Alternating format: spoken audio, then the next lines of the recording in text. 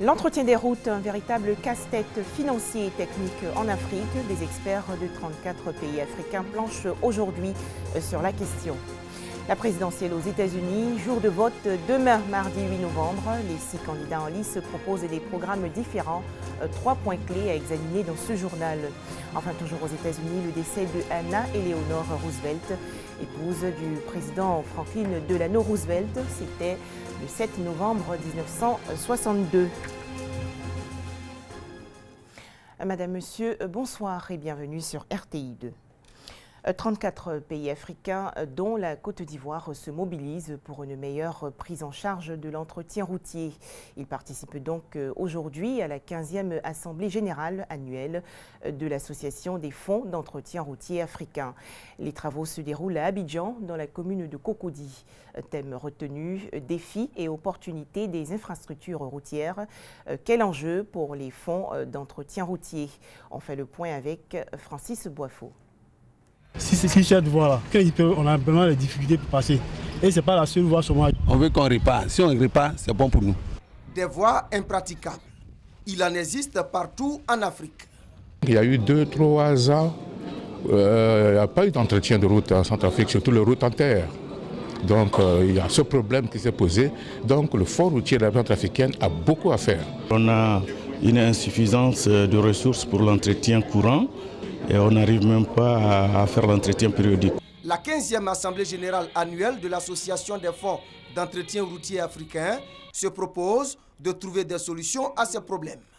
L'événement mobilise 34 pays africains à Abidjan. Nous allons plancher autour des questions essentielles liées à l'efficacité de la dépense et à la recherche de plus de moyens pour réaliser l'entretien de nos routes et faire en sorte que la route constitue le vecteur de croissance. 2 000 milliards de francs CFA investis ces 4 dernières années dans l'entretien du réseau routier ivoirien contre 200 milliards il y a 20 ans. Le gouvernement se félicite des avancées enregistrées. Aujourd'hui, on est à plus de 1000 km de routes qui ont été, je dirais, entretenues ou développées. Et les objectifs, c'est de doubler le réseau routier au cours des 10 prochaines années, de passer pratiquement de 6500 km de réseau bitumé à 13 000 km de réseau revêtu et de construire pour les 20 prochaines années près de 1500 km d'autoroutes. Outre le financement, les experts plancheront sur la mise en œuvre du contrôle du poids et des essieux des véhicules lourds, principale source de dégradation des routes africaines. Au chapitre santé, des populations dépistées gratuitement lors de la 8e édition de la Semaine nationale de sensibilisation et de dépistage du diabète. Cet événement initié par l'association Obésité et Diabète de Côte d'Ivoire se déroule du 7 au 11 novembre prochain. Et pour encourager la lutte contre le diabète, une marche a été organisée dans la commune de Yopougon. Les temps forts de cette activité avec Ami Sissoko. L'association Obésité et Diabète de Côte d'Ivoire, la ODCI, était dans les rues ce matin à Yopougon pour attirer l'attention sur le diabète et inviter la population à se faire dépister. Cette marche donne le ton de la 8e édition de la Semaine nationale de sensibilisation et de dépistage gratuit du diabète. En matière de diabète, la Côte d'Ivoire avait une prévalence en dessous de 6% il y a près de 10 à 15 ans. Maintenant, nous avons pratiquement atteint, sinon dépassé ces 6%. Donc vous voyez que le nombre de diabétiques va croissant. Les causes du diabète, il faut en citer 2. Il s'agit essentiellement de causes génétiques, donc c'est l'hérédité. Et puis il y a les causes de l'environnement, à savoir l'alimentation, et puis une absence d'activité physique. Donc c'est pour cela que nous avons commencé nos activités par cette grande marche pour demander à toutes les populations de s'associer à nous, de marcher. Marcher, ça fait du bien, mais ça permet également d'éviter l'obésité, d'éviter la plupart des maladies chroniques et en particulier le diabète. En Côte d'Ivoire, la ODCI enregistre plus d'1 300 000 diabétiques, dont plus de 250 enfants. C'est en 2011 que Stéphanie a découvert qu'elle souffre du diabète. Elle a eu cette maladie suite à une alimentation déséquilibrée. Avant, je mangeais beaucoup de sucre. Je vendais les bissap de ma marata. Quand je n'ai pas à manger, je prends, je bois. C'est comme ça que j'ai eu le diabète. Germain, lui, est diabétique depuis l'âge de 9 ans. Son diabète a été su après qu'il ait fait plusieurs comas.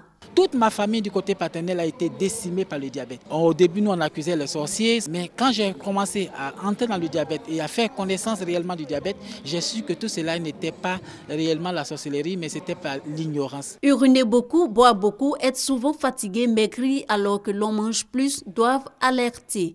Reconnaître tôt ces signes qui peuvent être ceux du diabète permet une meilleure prise en charge pour éviter des complications. Si cela n'est pas détecté tôt ou prise en charge, cela va aboutir à ce qu'on appelle l'accident vasculaire cérébral, donc un sujet qui va se retrouver paralysé. Cela va aboutir également à la cécité, vous allez perdre la vue. Cela va aboutir et sinon contribue aux nombreux cas d'insuffisance rénale que nous trouvons dans nos pays. Et puis les crises cardiaques, le problème du pied diabétique qui aboutit à l'amputation, donc aux handicaps. Et ce qui est encore alarmant, c'est que ces complications surviennent chez les sujets relativement jeunes. Au cours de cette campagne nationale de sensibilisation et de dépistage gratuit du diabète qui va durer jusqu'au 11 novembre, l'accent sera mis sur l'hygiène de vie, la pratique du sport et le dépistage pour prévenir le diabète. Santé toujours, et nous nous intéressons à une toute autre sensibilisation, cette fois à Bouaké, dans la région de Béké.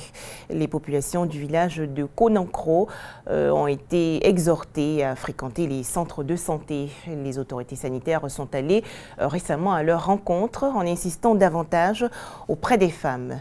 Hassan Khan et Kader Sogodogo de RTI Bouaké. Konankro, village de la commune de Bouaké. Les populations rurales fréquentent de moins en moins les centres de santé de la commune. Cela est une réelle préoccupation pour les agents de santé. Les populations fréquentent de moins en moins les centres de santé pour plusieurs raisons. On peut évoquer entre autres les difficultés d'accès au centre, les moyens financiers qu'ils évoquent parfois, le délai d'attente au niveau du centre de santé, ils peinent à patienter et donc souvent de réticence en réticence, ils évitent d'aller vers les centres de santé. Et du coup, lorsqu'on fait les statistiques au niveau des données sanitaires, on se rend compte qu'on est vraiment très en deçà des valeurs qui sont attendues. Pour faire face à la situation, les agents de santé ont décidé d'aller vers ces populations dans les villages. Consultations et sensibilisation sont au programme de ces rencontres entre populations villageoises et agents de santé. Donc nous lançons ce message-là pour leur demander de sortir chaque fois que nous venons. C'est pour eux que nous venons et donc il faut qu'ils nous encouragent à venir et à revenir. Cette opération, initiée par le Centre international de développement et de recherche, CIDR, rentre dans le cadre du projet dénommé « Politique communale de l'amélioration de l'offre de services de santé primaire à Bouaké ». Projet financé par l'Union européenne et la commune de Bouaké à hauteur de 1 milliard de francs CFA. Coup d'envoi aujourd'hui de la conférence annuelle des Nations Unies sur le climat à Marrakech au Maroc. Les travaux de la COP 22 vont se dérouler du 7 au 18 novembre prochain. Il s'agit surtout de concrétiser les accords et engagements climatiques trouvés pendant la COP 21 à Paris en 2015. Fusillade meurtrière à Djouba, la capitale sud-soudanaise. Au moins 8 personnes ont été tuées le 5 novembre dernier pendant la retransmission de matchs du championnat anglais de football. Aux États-Unis, plus que quelques heures avant la présidentielle 2016, les populations vont se rendre aux urnes demain, mardi 8 novembre, pour choisir le 45e président de la République. 6 candidats en lice, leur programme présidentiel, bien entendu, diverge. Politique étrangère, commerce ou immigration, que prévoit-il? Les explications de Ami Koulibaly. Politique étrangère. La démocrate Hillary Clinton s'inscrit dans la continuité de l'ère Obama avec un engagement apaisé aux côtés des alliés. Elle prône un recentrage sur le bassin Asie-Pacifique, un rapprochement avec l'Iran et Cuba, ainsi qu'une présence plus affirmée en Afrique. L'ex-première dame et ex-secrétaire d'État a été critiquée notamment pour ses emails privés, son soutien à l'invasion de l'Irak et son manque de réactivité dans l'attaque du consulat américain à Benghazi. Donald Trump a, lui, une autre vision en matière de politique étrangère. Le candidat républicain voudrait moins contribuer à la défense de ses alliés. Il prône une politique étrangère moins interventionniste. Il promet de bombarder les puits de pétrole de Daesh et de résoudre le conflit israélo-palestinien en 2 semaines. Il exclut l'accord nucléaire avec l'Iran. Le milliardaire éprouve de la sympathie pour plusieurs dirigeants contestés, notamment le russe Vladimir Poutine. Commerce. Hillary Clinton se déclare désormais favorable au partenariat transpacifique de Barack Obama, favorable aussi au libre-échange, mais uniquement s'il crée des emplois aux États-Unis, s'ils augmentent les revenus et améliorent la sécurité nationale. Elle est contre les délocalisations et promet de sanctionner les pays qui violent les règles de la concurrence. Position différente chez Trump qui prône le protectionnisme. Le candidat républicain est contre les accords de libre-échange. Il veut sortir les États-Unis de l'Organisation mondiale du commerce. Donald Trump entend renégocier tous les accords commerciaux signés avec la Chine. Le milliardaire voudrait imposer des taxes à 35% sur les produits chinois, japonais et mexicains. L'immigration. La candidate démocrate est favorable à une réforme de la politique d'immigration.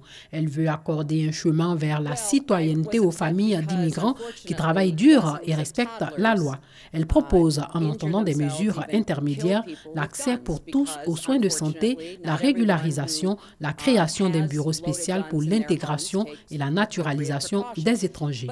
La porte la plus ouverte possible pour Hillary, mais le mur pour Donald Trump. En plus d'ériger un rempart entre le Mexique et les États-Unis sur plus de 1600 km, le milliardaire entend tripler le nombre de policiers à la frontière pour tenir les Mexicains très loin. L'expulsion, sans exception des 11 millions de sans-papiers, figure aussi dans son agenda. Donald Trump promet également d'interdire aux musulmans d'entrer sur les territoires américains. Enfin, notre voyage dans le temps va nous instruire sur la vie de Anna Eleanor Roosevelt, féministe engagée et épouse du 32e président des États-Unis, Franklin Delano Roosevelt. Après la Seconde Guerre mondiale, Anna Eleanor Roosevelt a joué un rôle déterminant dans la création de l'Organisation des Nations Unies. Le point avec Franck Quadio. Anna Eleanor Roosevelt, née le 11 octobre 1884 et morte le 7 novembre 1962, est l'épouse de Franklin Delano Roosevelt. Elle, l'épouse, a 22 ans et devient par cette union la première dame des États-Unis du 4 mars 1933 au 12 avril 1945. Eleanor Roosevelt a été la première à rendre ce rôle actif. Jamais une First Lady n'aura été aussi populaire qu'Eleanor Roosevelt. Elle fait campagne pour défendre les réformes instaurées par son époux en le poussant parfois à aller plus loin. Eleanor défend sans relâche les plus démunis, les femmes, les pauvres et les noirs. Anna Eleanor Roosevelt pèse aussi sur la décision d'engager les États-Unis dans la Seconde Guerre mondiale. Après le conflit, elle joue un rôle déterminant dans la création de l'ONU. Eleanor préside ensuite la commission chargée de rédiger la Déclaration universelle des droits de l'homme. Ses nombreux voyages dans le monde et sa diplomatie contribuent à l'adoption de cette déclaration par l'Assemblée générale des Nations unies le 10 décembre 1948. Féministe engagée, Eleanor Roosevelt s'oppose au racisme et défend le mouvement américain pour les droits civiques. Auparavant, Eleanor Roosevelt était réservée et solitaire. La métamorphose s'opère en deux temps. D'abord, la découverte de la liaison de Franklin avec sa secrétaire, puis l'attaque brutale de poliomyélite qui le laissera invalide des deux jambes jusqu'à la fin de sa vie. Plus la carrière de Franklin s'affermit, plus elle va s'investir tout azimut dans le champ public. Elle prend l'habitude de participer à des réunions, des débats, joue les médiateurs, le représente dans des visites, des congrès. L'activisme d'Eleanor ne connaît plus de limites. Elle publie tous les mois un éditorial dans un magazine féminin à succès. Eleanor tient toutes les semaines une conférence de presse à la Maison-Blanche. Pose pour des publicités dont les revenus seront distribués à des organismes de charité. Elle est partout. Eleanor intervient surtout. En 1938, elle publie un livre dans lequel elle explique qu'il ne faut pas exclure le recours à la force vis-à-vis du Japon, alors que l'opinion américaine est pacifiste. Elle déboule régulièrement dans des réunions à la Maison-Blanche pour donner son avis. Roosevelt lève les yeux au ciel. La bourgeoise antisémite est devenue une femme de gauche engagée, nettement plus à gauche que son mari. Roosevelt l'a fait nommer à un poste important au sein du Bureau de défense civile. Certaines voix au Congrès s'insurgent contre ses favoritismes. Elle doit démissionner. Eleonore sera membre de la délégation américaine à l'Assemblée générale des Nations unies et présidente de la Commission des droits de l'homme pendant 6 ans.